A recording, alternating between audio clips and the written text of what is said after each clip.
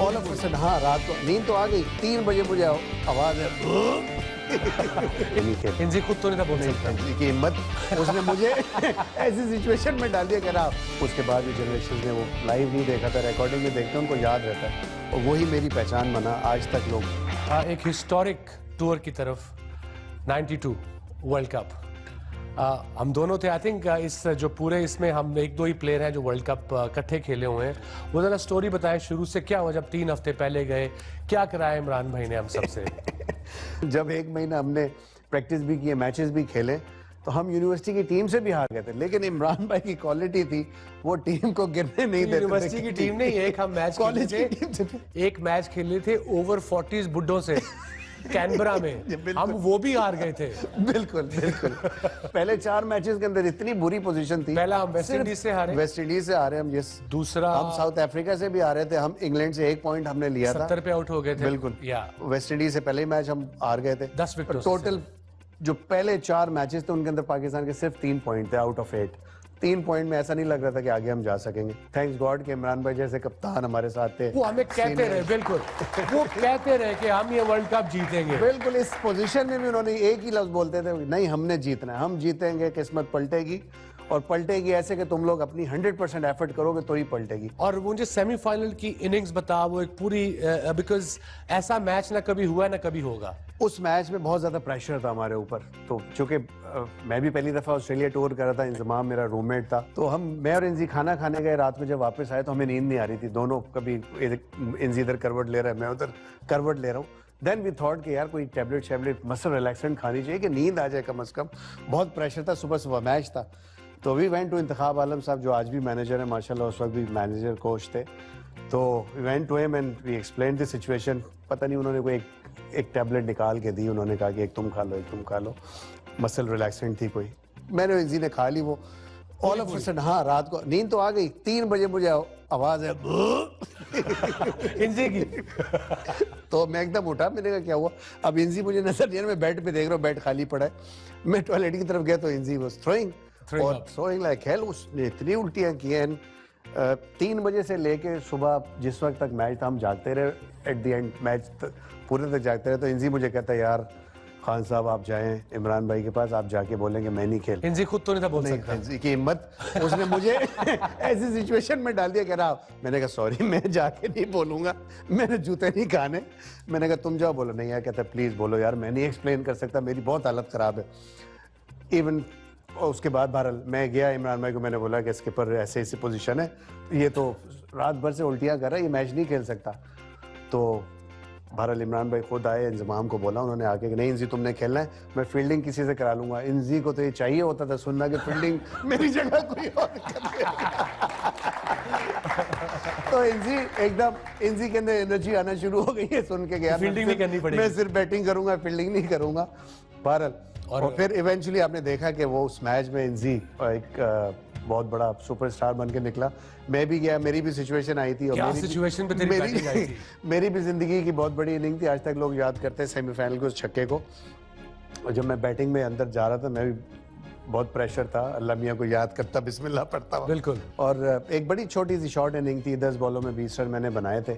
और वो आज तक लोगों के जहनों में, जिन्होंने वो मैच देखा था, इवन उसके बाद जो जनरेशन ने वो लाइव नहीं देखा था, रिकॉर्डिंग में देखते हैं, उनको याद रहता है। और वही मेरी पहचान बना, आज तक लोग याद रखते हैं। और फिर हम पहुंचे फाइनल में। यस ऑफ कोर्स, फाइनल का तो नेचुरली भूल नहीं सकते। फाइनल में वो 2 यादगार गेंदें आपको भी याद होंगी। एक लेफ्ट आर्म फास्ट बॉलर होते थे पाकिस्तान के, आज सामने पर ऐसी गेंदें तो मैंने भी अपनी जिंदगी में, अपने कैरियर में ना पहले देखी थी, ना आने वाले वक्तों में मैं समझता हूँ कि देख सकूंगा। जो बेसिक मकसद था पुराना गेंद करना था, क्योंकि वर्ल्ड कप में 2 नए गेंद यूज होते थे, बड़ा मुश्किल होता था ओपनर्स को खेलना। एट दी एंड हमारे पास विकेट इन हैंड थी, वसीम भाई और इंजी ने जाके बहुत ही आउटस्टैंडिंग इनिंग खेली और इवेंचुअली फिर हम मैच भी जीते। वसीम भाई की आउटस्टैंडिंग बॉलिंग रही थी। तो ऐसा आज तक यही लगता है कि वो जब हम खेल रहे थे उस वक्त भी ऐसा लग रहा था कि ख्वाब देख रहे हैं, और आज सोचते हैं, आज भी ऐसी लगता है कि वाकई एक ख्वाब था। जो एक जिंदगी की ख्वाहिश होती है सबसे बड़ी आपके प्रोफेशन के अंदर, कि अपने आप को आप पीक पे देखना चाहते हो। आई थिंक उससे ज़्यादा ग्रेट फीलिंग नहीं थी जब हम वर्ल्ड कप जीत गए। वो फीलिंग उसके बाद दोबारा कभी भी नहीं आई मेरे। अब आते हैं अभी प्रेजेंट क्रिकेट की तरफ। परफॉर्मेंस कुछ पाकिस्तान की खास नहीं है।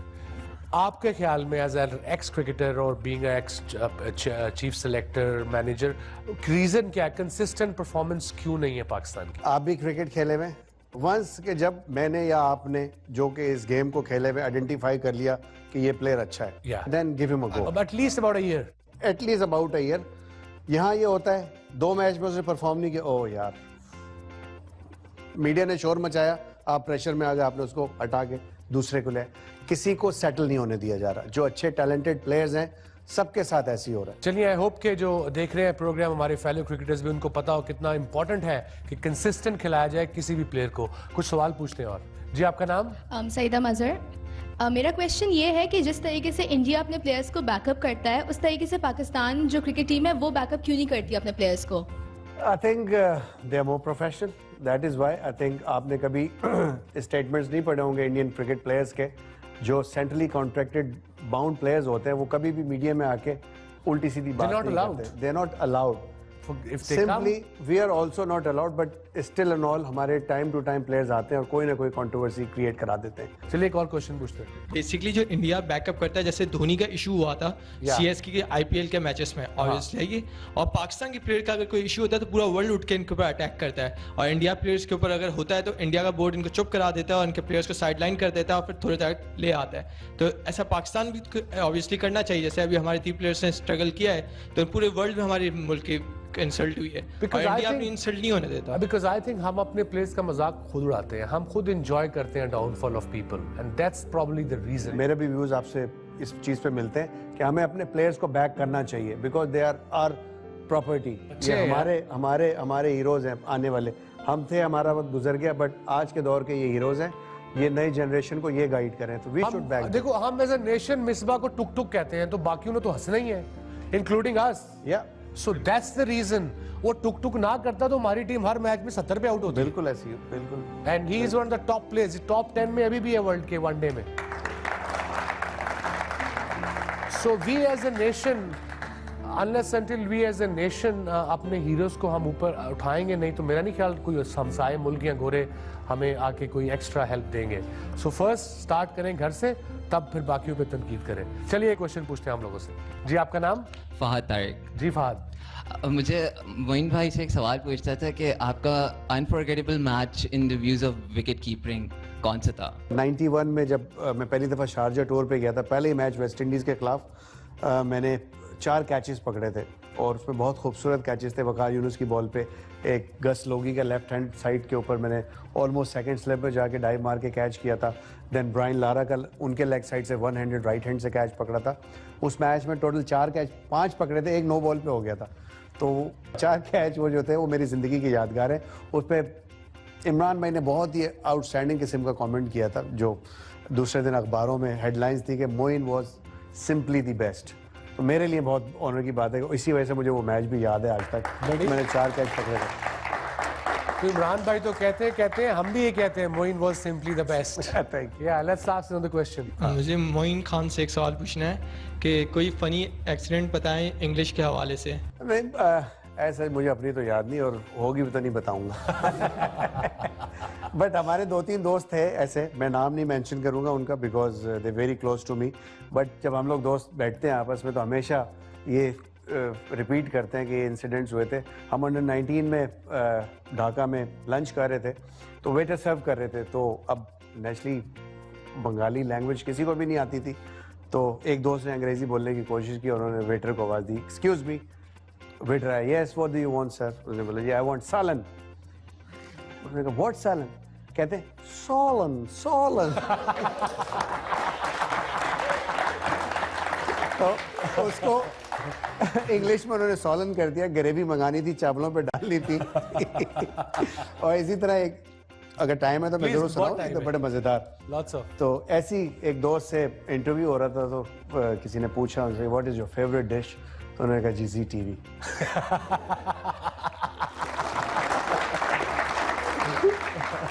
I'm enjoying myself thoroughly, Khan Sahab. Time for a short break. We'll see you in a while.